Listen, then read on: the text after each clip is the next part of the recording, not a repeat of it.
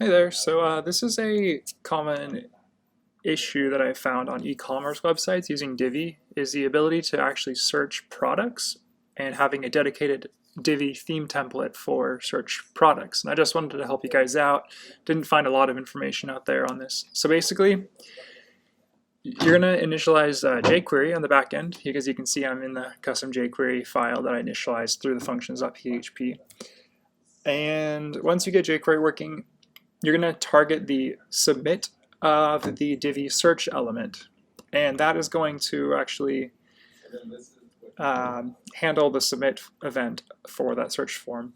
You're going to prevent the default action, which I'm thinking that this may not be necessary. But anyways, this works. So this takes a serialized array of what was inputted and gives you the item that you can then put into the search field and specifically search for products, not for posts or pages. Now, I will warn you, this is going to break post or page searching. This is only for an e-commerce store that you don't care about searching for pages or posts. This is only for searching products.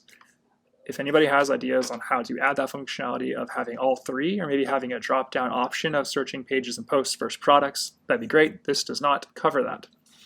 So you're going to add this in. You're then going to go to your theme builder and you're going to create a search results theme template. So you're then in that template going to just have a nice little search results text. The Elegant Themes blog has a way to actually have dynamic post content where you can pull what was searched and put it here. I don't care. I just want to show people what they searched for. You're going to go into the settings. You're going to turn on this use current page option. That's going to be the trick here. And this is a shop module, sorry. So you're going to make a shop use current page. You can increase product count, whatever. Go into the page here, just change tabs, and you're going to add a search field. This is actually a Divi element called search. And then you're just going to have a basic shop without the use current page. It doesn't even have it because it's not a template, but you're just going to show the recent products here.